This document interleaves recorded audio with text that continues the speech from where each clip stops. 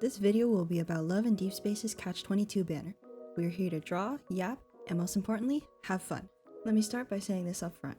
Hands down, Catch-22 was one of Infold's best multi-banners. You can disagree, that's totally valid, but you can't deny the in-depth character explorations, the hour-long standalone storylines with alternate endings, and just the overall amount of effort poured into it when it dropped back in February.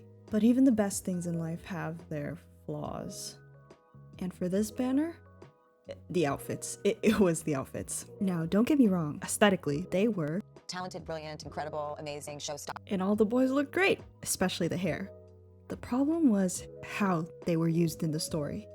These outfits were supposed to represent each character's predator forms, specifically when they go into their frenzied states as shown in the Kindle animations. Cool, love that. But when applied practically in the story cards, we see these same outfits being used casually? Like, I'm just living life, I wear this every day type casual, which would be fine because it's implied that it's just the normal fashion in the Southern District.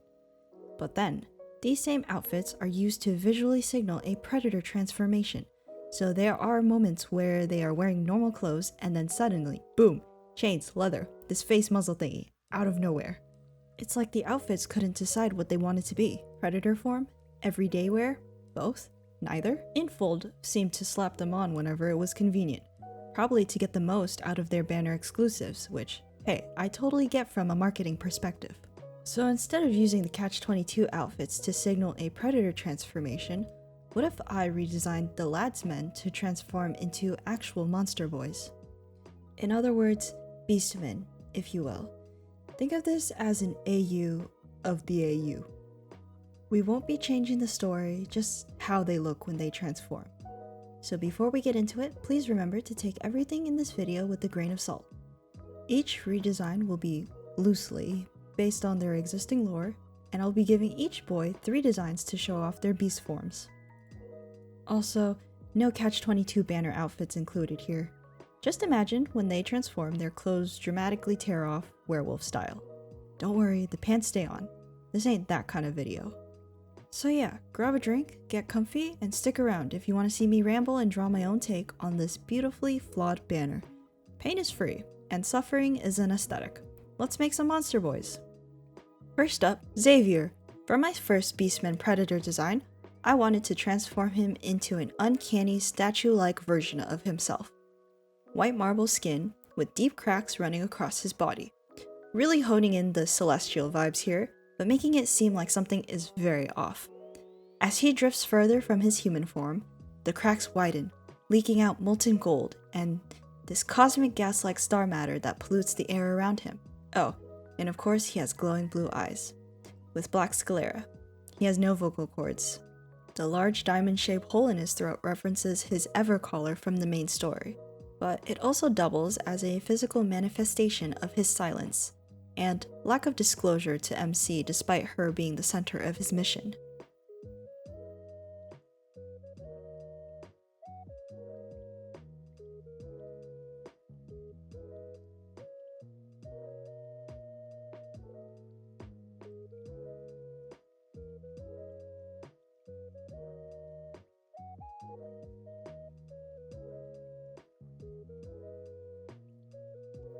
Design 2 leans more into humanoid wanderer territory.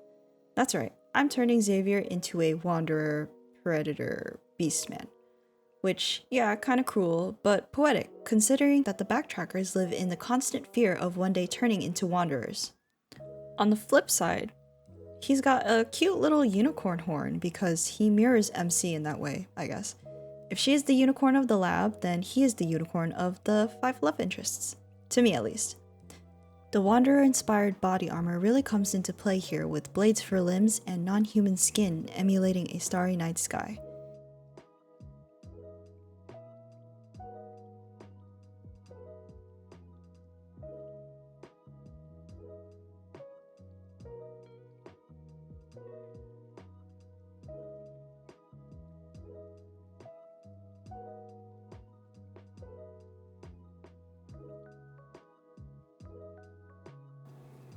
This one revisits the first design, but more heavy on the gold patterning and kintsugi style cracks that seem to keep his body from falling apart.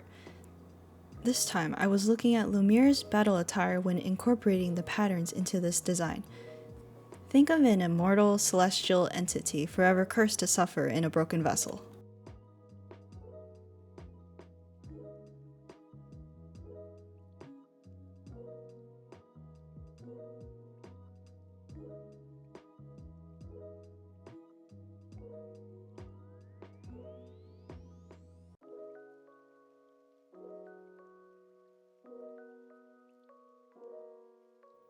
Zayne's first design?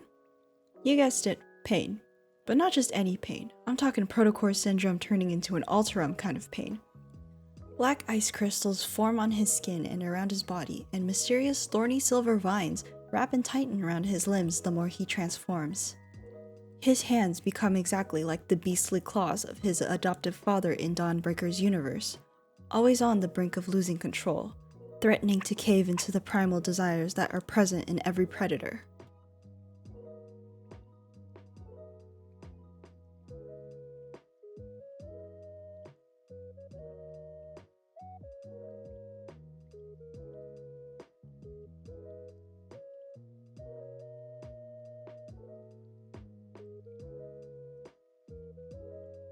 Next, I took the Alterum concept and made it worse.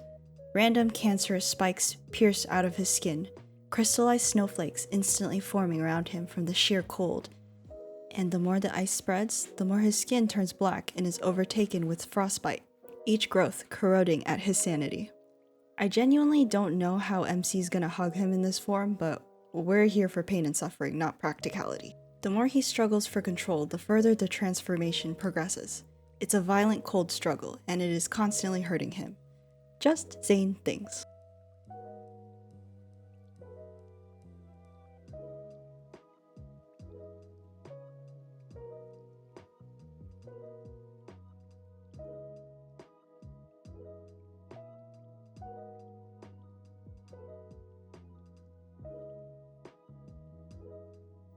Okay, to balance out the suffering of the first two, Zayne's last design is a fully crystal black ice body. The cavity in his chest cradles a glowing jasmine flower where his heart should be, even though his body is devoid of human flesh at this stage of his transformation. The jasmine mysteriously keeps his mind whole. Aurora light effects shimmered throughout his body, echoing the skies of Mount Eternal on the same night Zayne killed his best friend William in the main story. Every facet on his body is like a reminder of suffering and death calling from another universe, but he remains sturdy and unbroken, like a glacier encasing a precious treasure. If the ice ever melts, maybe the flower will finally be in a garden, but it will be all alone.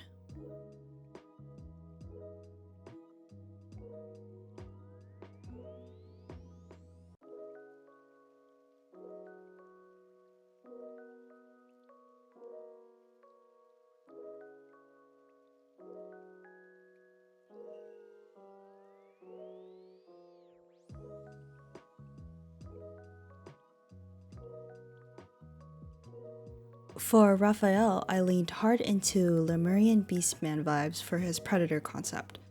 For the first design, I decided to make a fishbone exoskeleton, almost like a ghoul/ghost type of beastman monster.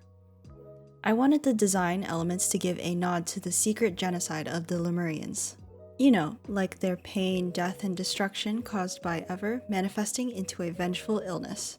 The bone structures are heavy and bulky, as if Rafayel carries the pain of his people permanently on his body.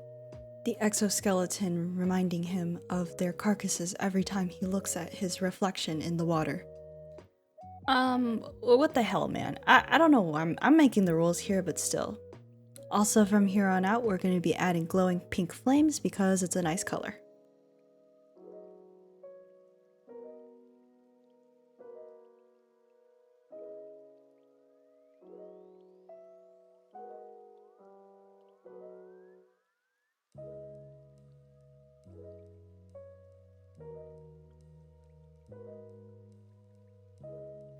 Version 2 is similar to the first in terms of the fish theme, but adding a transparent, aquarium-like chest where Raphael's ribcage is on full display. Inside encases a glowing heart, vulnerable and delicate, beating like a quiet flaming sun, calling back to his God of Tides myth. His heart is like a small nuclear reactor, giving a nod to the heart of the sea god and the flame that sustains Lemuria, as if they were one and the same in this body. Also taking heavy inspiration from his meth companion tattoos to make all the patterns. The chest was kind of a pain to render because the bones were supposed to be black.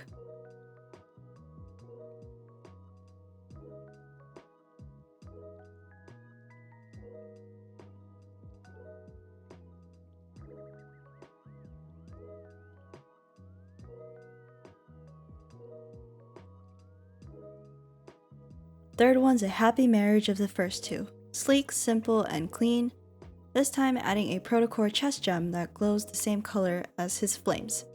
We are adding even bigger fish fin ears, natural fish scale armor shaped into gauntlets, and huge tail fins on his back. I really like these pink flames.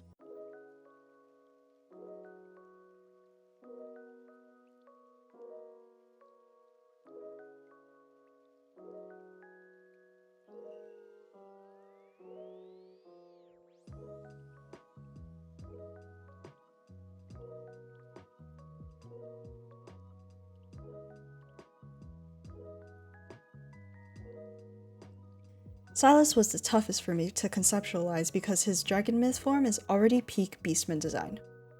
So, I leaned into fluffy dragon territory. If there's one thing I'm looking forward to seeing one day is his true dragon form, and I will be spreading my fluffy dragon Sylus agenda. So for this first design, imagine we get to see him in a half-transformed state just like how we see Howl in Howl's Moving Castle. Thick layers of feathers, claws, horns, and a tail of course, and a humble, gaping hole in his chest. And just to remind us all that he got stabbed in the chest 3 times in his myth, I will be adding this feature to all 3 designs as well as highlighting his special eye with black sclera.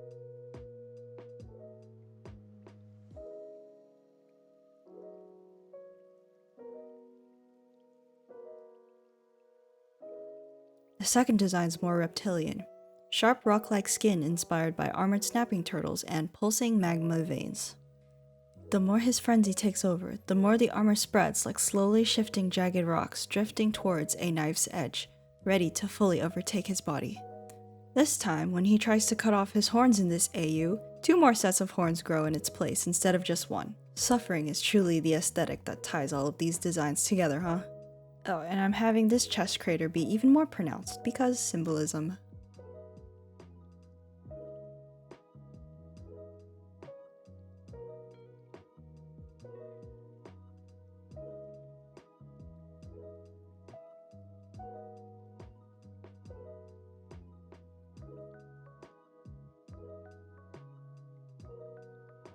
Last one, more fluffy dragon Sylus propaganda.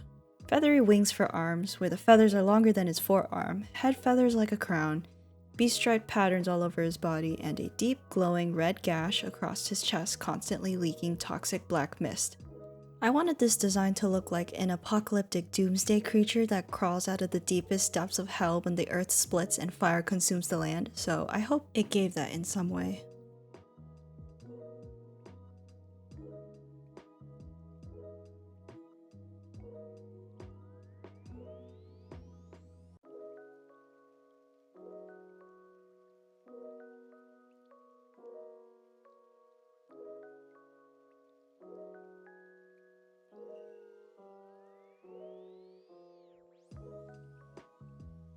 I'm going full-on sci-fi horror for Caleb's predator form. First design features a high-tech bionic cancer virus that slowly and painfully corrodes away at his skin, revealing tainted black muscle and overlaid with sharp chrome plates shaped almost like cyber sigilism armor. As if he couldn't catch a break, I made his trauma download an upgrade. The more he thrashes and moves in pain, the more the chrome plates cut his exposed raw flesh. So even if he is in pain, he can't scream or react, otherwise it will get worse.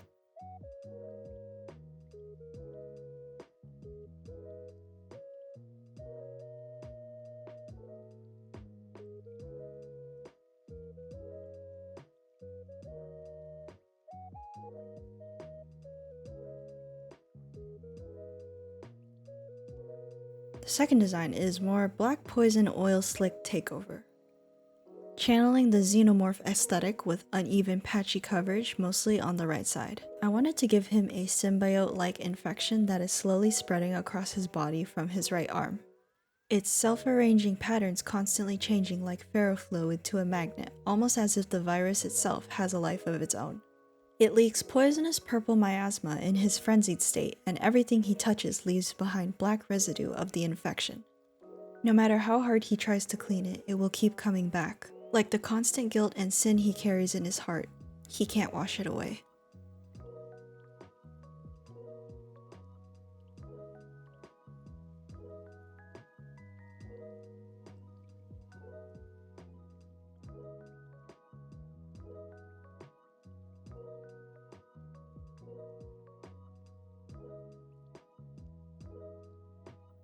Final form, full bionic cyborg invasion. With this version of Caleb, whenever kidnaps him and subjects him to their experiments, his experience mirrors Viper's transformation in the main story. I'll have cables running through living hardware, exposed mechanical vocal cords, and electric pulses that send painful signals throughout his body that also disrupt the surrounding power supply systems. Lights flicker in and out when he is frenzied, and power outages are also common. Both arms were taken by the robotic infection this time. I kinda made the mistake of drawing on his left arm when it should be his right, so now it's both. Such is life. But not to worry, he's not okay, I'm not okay, and we're all done. Yay!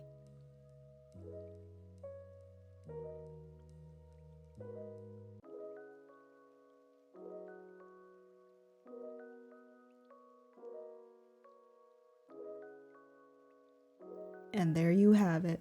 Thank you so much for going through the pain and suffering, trials and tribulations, and a bit of emotional damage. I definitely felt all of that making this video.